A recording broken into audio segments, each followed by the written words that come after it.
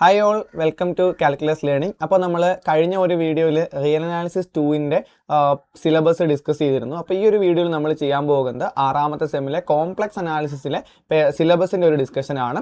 So നമ്മൾ കഴിഞ്ഞ real അനാലിസിസിൽ പറഞ്ഞ പോലെ തന്നെ കോംപ്ലക്സ് അനാലിസിസ് 1ൻ്റെ ബാക്കിയാണ് കോംപ്ലക്സ് അനാലിസിസ് 2 എന്ന് പറയുന്നത്. സെയിം ടെക്സ്റ്റ് ആണ്. അപ്പോൾ നിങ്ങൾ S5ലെ നോട്ട്ബുക്ക് കൂടി കയ്യിൽ വെച്ചേക്കണം. എന്തെങ്കിലും ഡൗട്ട് വരുവാണെങ്കിൽ നമുക്ക് നോക്കാനായിട്ട് അല്ലേ. ഇനി അതിൻ്റെ ടെക്സ്റ്റ് വരുന്നത് Dennis G Zill, Patrick D ഷാനഹാൻ്റെ first course in complex analysis with application എന്ന് പറഞ്ഞ ടെക്സ്റ്റ് ആണ്. ടെക്സ്റ്റ് വേണ്ടവർ എന്ത് ചെയ്യുക, ടെലിഗ്രാം ചാനലിൽ മെസ്സേജ് അയക്കുക. ടെലിഗ്രാം ചാനലും വാട്സപ്പിൻ്റെ നമ്പറും ഡിസ്ക്രിപ്ഷനിൽ കൊടുത്തേക്കാം. ടെലിഗ്രാം ചാനലിൽ ജോയിൻ ചെയ്യാം. നെക്സ്റ്റ് നമ്മളുടെ മൊഡ്യൂൾ 1 എന്ന് പറയുന്നത് sequence and series in complex numbers എന്ന് പറയുന്ന മൊഡ്യൂളാണ്. Sequence and series. അപ്പോൾ അവിടെ കൂടുതലും നമ്മൾ കോംപ്ലക്സ് സീക്വൻസുകളെ പറ്റിയിട്ടാണ് പഠിക്കുന്നത്. ഓക്കെ, അപ്പോൾ നമുക്ക് ജസ്റ്റ് മൊഡ്യൂൾ ഒന്ന് നോക്കാം.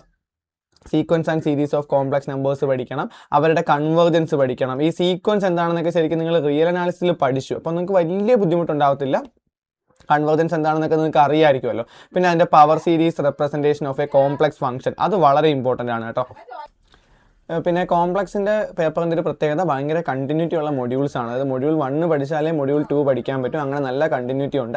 അപ്പോൾ പവർ സീരീസ് റെപ്രസെൻറ്റേഷൻ പഠിക്കുക. സീറോസ് ആൻഡ് സിംഗുലാർ പോയിന്റ്സ് വളരെ ഇമ്പോർട്ടൻ്റ് ആണ്. എക്സാമിന് ഉറപ്പായിട്ട് ചോദിക്കും. കൂടുതലും പ്രോബ്ലം ആയിരിക്കും. നമ്മൾ S5ൽ പഠിച്ചപ്പോൾ നിങ്ങൾക്ക് അറിയാം, എല്ലാ പേപ്പറുകളിലും പൊതുവെ കഴിഞ്ഞതിൻ്റെ മുന്നത്തെ സിലബസ് വരെ തിയറം പ്രൂഫിനാണ് കൂടുതൽ ഇമ്പോർട്ടൻസ് കൊടുത്തതെങ്കിൽ ഏറ്റവും കൂടുതൽ തിയറം പ്രൂഫും വരുന്ന റിയൽ അനാലിസിസിൽ ഉൾപ്പെടെ പ്രോബ്ലംസ് ആണ് കൂടുതൽ ചോദിച്ചിട്ടുള്ളത്. അപ്പോൾ കോംപ്ലക്സിൽ പ്രത്യേകിച്ചും പ്രോബ്ലംസ് ഒരുപാടുണ്ട്. പ്രോബ്ലംസ് കാര്യമായിട്ട് തന്നെ പഠിക്കുക. സീറോസ് ആൻഡ് സിംഗുലർ പോയിന്റ്സ് കണ്ടുപിടിക്കാനുള്ള പ്രോബ്ലംസ് എന്തായാലും ചോദിക്കും. പിന്നെ series and residues, sequence and series, Taylor series and Laurent series very very important. Taylor series Laurent സീരീസും കണ്ടുപിടിക്കാൻ പ്രോബ്ലം ചോദിക്കും. സീറോസും പോൾസും കണ്ടുപിടിക്കാനും ചോദിക്കും. പിന്നെ നമ്മൾ മൊഡ്യൂൾ 2 വരുമ്പോൾ ഈ മൊഡ്യൂൾ 2 വരുന്നത് റെസിഡ്യൂസ് ആണ്. ഓക്കെ, സിംഗുലർ പോയിന്റ്സിൽ റെസിഡ്യൂസ് എന്ന് പറയുന്ന ഒരു കൺസെപ്റ്റ് ആണ് വരുന്നത്. ഇനി റെസിഡ്യൂ തിയറം വരും. ഇതിലെല്ലാം പ്രോബ്ലം ചോദിക്കും കേട്ടോ. ഇതിലെല്ലാം കൂടുതലും പ്രോബ്ലം ആയിരിക്കും. എനിക്ക് തോന്നുന്നതിൽ മൊഡ്യൂൾ 2 പ്രോബ്ലം ആയിരിക്കും നിങ്ങൾക്ക് കൂടുതൽ മാർക്ക് സ്കോർ ചെയ്യാൻ പറ്റുന്നത്, പെട്ടെന്ന് തന്നെ ചെയ്യാൻ പറ്റുന്നത്. മൊഡ്യൂൾ 1 പ്രോബ്ലം എളുപ്പമാണ്, പക്ഷേ കൂടുതൽ മാർക്കിന് ചോദിക്കുന്നത് മൊഡ്യൂൾ 2 പ്രോബ്ലം ആയിരിക്കും. ഓക്കെ, അതേപോലെ തന്നെ trigonometric integrals, real improper integrals ഒക്കെ റെസിഡ്യൂ തിയറം ഒക്കെ ഉപയോഗിച്ച് സോൾവ് ചെയ്യാന്നുള്ളത് 15 മാർക്കിൻ്റെ എസ്സേ പാർട്ടിൽ വരെ ചോദിക്കാൻ പറ്റുന്ന പ്രോബ്ലംസ് ആണ്. പിന്നെ റെസിഡ്യൂ ആൻഡ് റെസിഡ്യൂ തിയറം, അതിൻ്റെ തിയറവും പ്രൂഫും ഒക്കെ ചോദിക്കാറുണ്ട്. കോഷി റെസിഡ്യൂ തിയറം വളരെ ഇമ്പോർട്ടൻ്റ് ആണ് കേട്ടോ. കോഷി റെസിഡ്യൂ തിയറം ചോദിക്കും.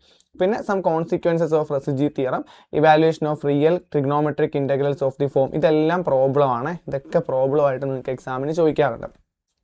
ഇനി അതേപോലെ തന്നെ നമ്മൾ മൊഡ്യൂൾ 3 വരുവാണെങ്കിൽ മൊഡ്യൂൾ 3 വരുന്നത് linear mapping, linear fractional transformation, properties of linear fractional transformation, ഇതൊക്കെയാണ്. പക്ഷേ ഇതിൻ്റെ ഈ ഒരു മൊഡ്യൂളിൻ്റെ പ്രശ്നം എന്താണെന്ന് വെച്ച് കഴിഞ്ഞാൽ കഴിഞ്ഞ 2 മൊഡ്യൂളുകൾ നിങ്ങൾക്ക് പ്രീവിയസ് ഇയർ ക്വസ്റ്റ്യൻ കിട്ടും. അതായത് മുന്നത്തെ സിലബസിലും ഇതേ ടോപ്പിക് ഉണ്ടായിരുന്നു. അപ്പോൾ PYQ നിങ്ങൾ നോക്കിക്കഴിഞ്ഞാൽ നിങ്ങൾക്ക് ആ ക്വസ്റ്റ്യൻസ് നിങ്ങൾക്ക് യൂസ് ചെയ്യാൻ പറ്റും. പക്ഷേ ഈ സിലബസ് എന്തില്ല, പ്രീവിയസ് ഇയർ ക്വസ്റ്റ്യനിലില്ല.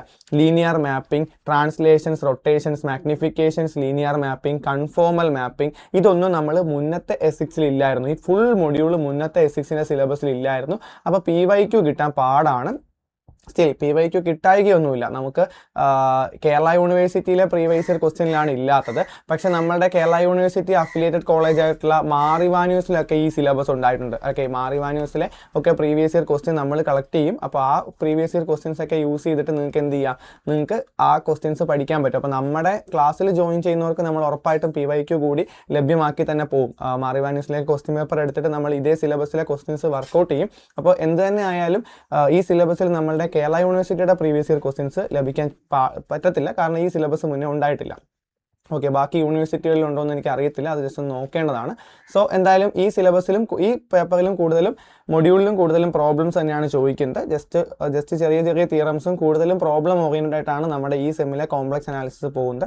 അപ്പോൾ എന്തെങ്കിലും ഡൗട്ടോ കാര്യങ്ങളോ ഉണ്ടെങ്കിൽ ചോദിക്കുക. പിന്നെ ക്ലാസ്സിൽ ജോയിൻ ചെയ്യാൻ താല്പര്യമുള്ളവർ വാട്സാപ്പ് നമ്പറിൽ മെസ്സേജ് അയച്ചാൽ മതി. ക്ലാസ്സിൻ്റെ ഫുൾ ഡീറ്റെയിൽസിൽ ഞാൻ മുന്നേ ഒരു വീഡിയോ ചെയ്തിട്ടുണ്ട്. ആ വീഡിയോയിൽ ജനുവരി 15 വരെയുള്ള ഓഫറും കാര്യങ്ങളൊക്കെ പറയുന്നുണ്ട്. അപ്പോൾ ആ വീഡിയോയുടെ ലിങ്ക് കൂടി ഡിസ്ക്രിപ്ഷനിൽ കൊടുത്തേക്കാം.